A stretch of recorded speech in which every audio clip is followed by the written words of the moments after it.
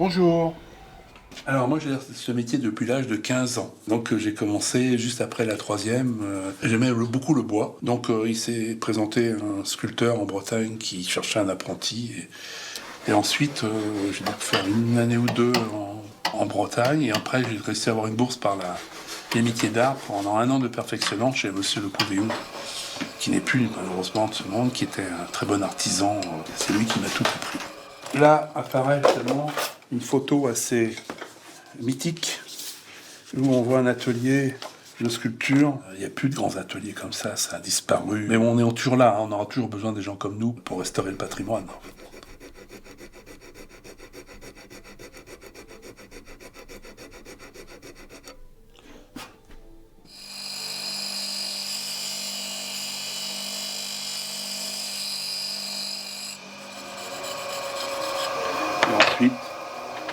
Et ensuite, et on forme la potée d'émery. La potée d'émery qui est à base de l'émery, une espèce de poudre très fine, qu'on mélange avec du suif de mouton, qui donne une pâte qui enlève le dernier morphile. S'il y en a un, on le voit sur la pâte, une petite rayure. Là, on fait le dégraissage un petit peu de la feuille sur ce cadre Louis XIV de très grande qualité. On y va progressivement, sans trop donner des coups trop forts, parce qu'on risque le collage de lâcher. Des anciens après-guerre, Monsieur Le Couvéou, justement, il a appris avec quelqu'un qui s'appelait Monsieur Alexandrov, qui était sans doute un monsieur d'origine russe qui était venu travailler en France. Et Monsieur Alexandrov, il m'a expliqué que Monsieur Le Couvéou, à la fin de sa vie, Monsieur Le Couvéou, Alexandrov, il avait une maîtrise parfaite de l'ébauche, c'est-à-dire l'ébauche, c'est on ne finit pas la pièce. Donc il mettait en plat pour toutes les pièces. Et en fin de compte, c'est le jeune qui finissait, qui a plus de patience pour des yeux aussi, parce que dans nos métiers, la vue est très importante. Et plus on vieillit, moins la vue est perçante, en fin de compte. Donc, et souvent, c'est les jeunes qui faisaient la finition.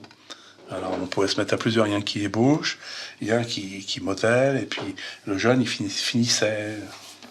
C'est fait à une époque, ça. Beaucoup moins maintenant, mais ça peut se faire encore. Sébastien qui s'est installé en face de mon atelier. Je l'ai formé en sculpture il y a déjà 2-3 ans, qui avait déjà appris le métier de doreur sur bois auparavant. Et à la fin de son apprentissage, donc, il a continué un petit peu avec moi avant d'avoir un atelier. Puis un atelier se libérait en face. Je lui dis, prends-le, parce que on est dans un endroit assez merveilleux ici où on est un peu tous regroupés. Et justement, si on a besoin d'un menuisier ou autre corps de métier, on l'a juste à côté. En sortant de l'atelier, on peut voir le menuisier ou le tapissier.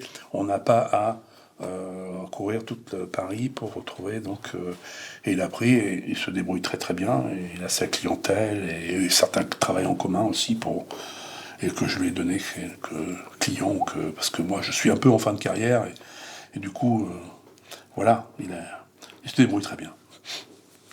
Pour maîtriser la sculpture, pour moi, il faut 10 ans de métier pour avoir touché un peu à tout. Et encore, voilà. C'est un métier long à apprendre. Moi, je suis pas forcément rapide. Et bon, après, jamais rapide. La sculpture, c'est pas un travail qui se fait rapidement. Il faut le temps. Et puis, bon, on le fait bien parce que c'est pas la peine autrement.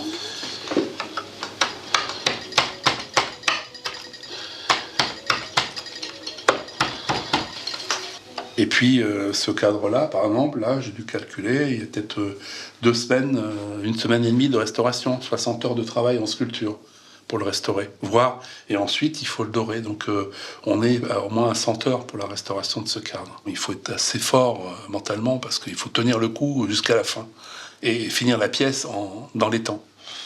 Voilà, j'étais très content de l'avoir réussi. Voilà, c'est du passé, mais bon. Ça reste acquis pour la vie. Alors, réalisé, on a toujours à peu près 1 an.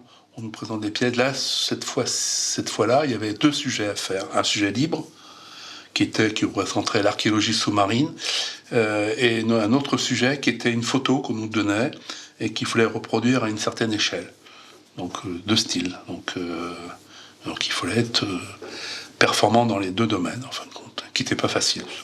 D'origine bretonne, et j'ai été bercé toute mon enfance au bord de la mer, donc je pense que c'est peut-être pour ça que j'ai choisi l'archéologie sous-marine, parce qu'il fallait représenter quand même un métier, donc métier, l'archéologie, c'est un métier, je pense, passionnant, je pense, que je connais pas, mais que j'aurais bien voulu le faire aussi, parce que la sculpture c'est bien, mais l'archéologie, spéléologie, c'était des choses qui me plaisaient quand j'étais très jeune. Là c'est le sujet libre, il fallait que ça représentait l'époque actuelle. Bon. J'ai fait ça dans les années 83 ou 84. L'époque actuelle, bon. Donc moi j'ai voulu représenter l'archéologie sous-marine.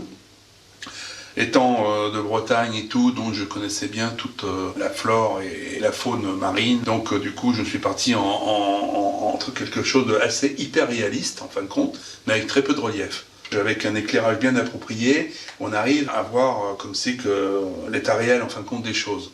Et là, j'ai représenté l'archéologie sous-marine, mais tout en étant l'œil directif au fond de la mer. C'est-à-dire que tout est en épaisseur en bas, au fond de la mer, et plus on monte, plus on voit apparaître le bateau méditerranéen, évidemment, c'est des amphores, c'est en Méditerranée, gravé simplement sur le bois. Avec, comme ça représente plusieurs techniques de sculpture, du bas-relief, ou certains poissons aussi, je les ai fait pratiquement gravés, ça donne la dimension, en fin de compte, en avant, en arrière de certaines sculptures. Donc du coup, des algues, évidemment, des algues, on n'en voit pas dans les livres et tout. On était au bord de la mer, j'ai été chercher des algues que j'ai moulées en plastiline et que j'ai reproduit en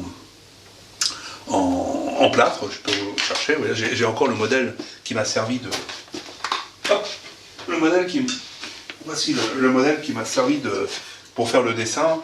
Et ce sont des algues assez communes en Bretagne, et du coup ce dessin je l'ai refait à peu près en donnant un petit peu plus d'épaisseur, parce que là les algues évidemment c'est très très fin, ça fait même pas un dixième de millimètre, donc en donnant un peu plus de relief, j'ai copié les algues et je l'ai laissé dans un état naturel en donnant des vibrations comme si l'eau les fait vibrer en fin de compte.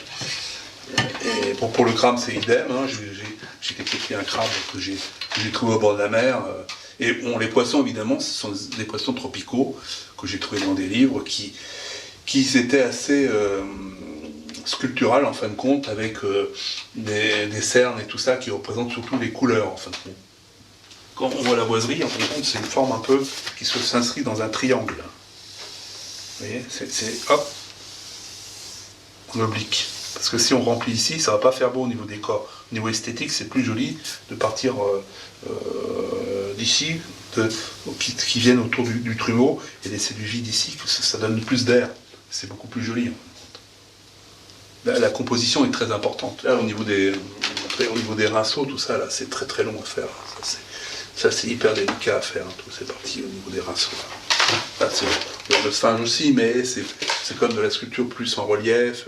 Et là, les feuilles de chêne aussi sont très très piquées, fouillées en dessous pour que ça sente beaucoup plus naturel. Donc les feuilles de chêne étaient assez longues aussi, la branche de feuilles de chêne et les rinceaux.